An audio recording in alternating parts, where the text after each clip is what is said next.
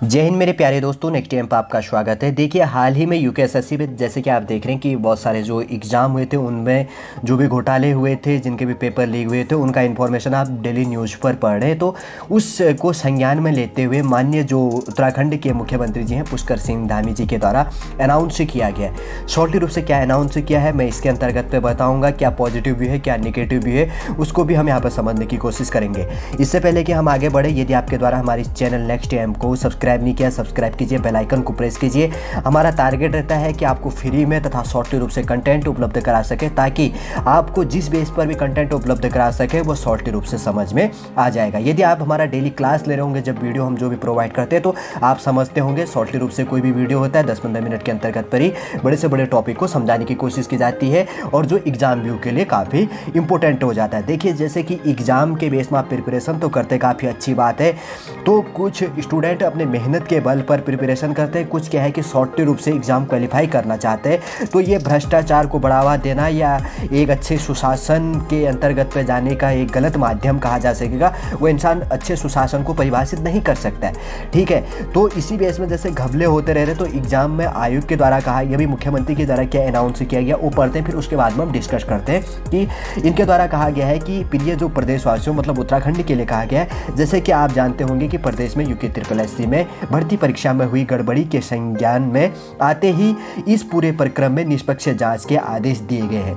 देखिए, इनके द्वारा कहा गया है कि मुख्यमंत्री जी के द्वारा जो यूकेएसएससी एग्जाम बेसों के अंतर्गत लगभग 5-7 एग्जाम है जिन पर भी करप्शन या भ्रष्टाचार के आरोप लगे हैं, जिनमें संज्ञान पाए गए हैं और पाए भी गए हैं, प्रूफ पाया गया है, तो उनके जांच के इनके द्वारा आदेश दिया गया है। और इनके द्वारा कहा गया है कि अब तक इस जांच के जो भी दोषी हैं उनको जेल भेजा जा चुका है, और आगे जो भी इनकी इंक्वायरी चल रही है, आगे जो भी इसके अंतर्गत पे लिप्त होगा उनको क्या किया जाएगा, इसके अंतर्गत पे सजा दी जाएगी। और उनके द्वारा जो भी अवैध संपत्ति को जमा किया गया है, अवैध संपत्ति कलेक्ट किया गया, बनाया गया है करप्शन करके, तो उसको जब्त कर दिया जाएगा। उनके अंतर्गत पे गैंगस्टर और पीएमएलए के अंतर्गत पे क्या की जाएगी, कार्रवाई की जाएगी। काफ़ी अच्छा है।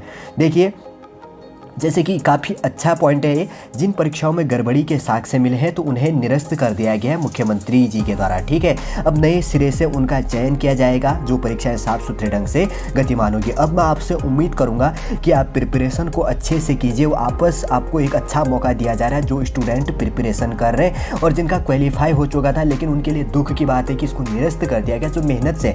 लेकिन कहा गया ना कि जैसे गेहूँ के साथ में घुन पीसता है, तो वैसी इस प्रकार की गतिविधियाँ हो चुकी है, किसी चीज़ को पाने के लिए खोना पड़ेगा। जबकि यदि आप इस एग्ज़ाम के लिए वापस एलिजिबल योग्यता अपनी अच्छी रखते हैं, तो आपको क्या करना, वापस मेहनत करना, आपको दुगनी रफ्तार से और मेहनत करनी। आप ज़रूर ही आप ज़्यादा नंबर से इस एग्ज़ाम को और वापस क्वालिफाई कर सकते हैं। देखिए, इनमें बहुत सारे भ्रष्टाचार के जिनको आरोप लगा है, तो उनके द्वारा आप एग्ज़ाम क्वालिफाई नहीं किया जाएगा, आपका सिलेक्शन होना निश्चिंत है। आप रखिए, अब गवर्नमेंट के अंतर्गत पर आपको कोई भी नेगेटिव व्यू देने की अब आपको आवश्यकता है नहीं। आपको, जैसे कि मैं पहले कह रहा हूँ, कि आपको किसी चीज़ को पाने के लिए तो वापस खोना पड़ेगा। गेहूं के साथ जैसे घुन पीसता है, तो वैसे पीस तो गए, इसमें कोई अब निसंदेह है, आप जैसे भी चीज़ कह रहे हैं, लेकिन वापस आपको एक मौका दिया जा रहा है, आप उस मौके को गवाएंगे नहीं, ठीक है। और जो स्टूडेंट प्रिपरेशन कर रहे हैं, तो उनके लिए भी बेस्ट ऑफ लक। आप प्रिपरेशन करते रहिए, हमारे द्वारा आप लोगों के लिए कंटेंट इन्फॉर्मेशन प्रोवाइड किया जाता है, उसको फॉलो करते रहिए, किताबें पढ़ते रहिए। कमेंट के माध्यम से आप हमसे सजेशन ले सकते हैं, या फेसबुक पेज जो नेक्स्ट टाइम है उससे भी जोड़कर आप क्या कर सकते हैं, वहाँ पर कमेंट करके इन्फॉर्मेशन ले सकते हैं, ठीक है। जैसे कि और चीज़ तो मैंने कह दिया, मेन चीज़ यही है कि इनके द्वारा कहा गया है कि जिन परीक्षाओं पे आपकी गड़बड़ी हुई है उसको निरस्त किया जाएगा, वापस एग्जाम किया जाएगा। अब बहुत सारे स्टूडेंट कमेंट करेंगे, सर एग्जाम क्या होगा, कब होगा, कैसे होगा, ये चीज़ कब होगा। आप प्रिपरेशन तो बना के रखिए, एग्जाम आयोग की जब मर्जी होगी, जब उत्तराखंड गवर्नमेंट की मर्जी होगी, तब आपके लिए एग्जाम कराया जाएगा। जो भी अनाउंस या जो भी इन्फॉर्मेशन उनके द्वारा प्रोवाइड किया जाएगा, तो हम आपको प्रोवाइड कर देंगे। हमारे पास में कोई इन्फॉर्मेशन अभी है नहीं, आयोग जो इन्फॉर्मेशन देता है तो वही इन्फॉर्मेशन हम आपको प्रोवाइड करते हैं, जो उनके साइड में प्रोवाइड करने की उनके द्वारा कोशिश की जाती है, ठीक है। और तो समझ गए होंगे, वही है। और इनके द्वारा कहा जा रहा है कि शीघ्र एग्जाम करा दिया जाएगा, आप प्रिपरेशन रखो। और जैसे कि यहाँ पे लिखा है कि सुशासन और भ्रष्टाचार मुक्त उत्तराखंड की क्या है हमारी सर्वोच्च प्राथमिकता। वैसे कोई और ज़्यादा पढ़ने की आवश्यकता है नहीं, शॉर्ट रूप से आप समझ गए होंगे कि मैं क्या कहना चाह रहा है और आयोग क्या कहना चाह रहे हैं और आपको किस प्रकार से प्रिपरेशन करनी है, ठीक है। शॉर्ट रूप से इन्फॉर्मेशन प्रोवाइड कर दिया कि उत्तराखंड के जो पुष्कर सिंह धामी जी द्वारा यूकेएसएससी बेस में गड़बड़ी बेस में जिन एग्जामों का भी जो भी गड़बड़ी पाई गई है, तो उनका क्या होगा कि निरस्त होगा या एग्जाम होगा, वो इनके द्वारा अनाउंस कर दिया गया है कि अब निरस्त तो होगा, वापस से इसको एग्ज़ाम कराया जाएगा। ठीक है, देखते हैं अभी इनके द्वारा और क्या क्या इन्फॉर्मेशन प्रोवाइड किया जाता है कि क्या जिन्होंने पहले से फॉर्म भरा था क्या उनका एग्ज़ाम कराया जाएगा या और फर्स्ट से पोर्टल ऑन किया जाएगा और उसमें एज लिमिट बेस का क्या प्रावधान है।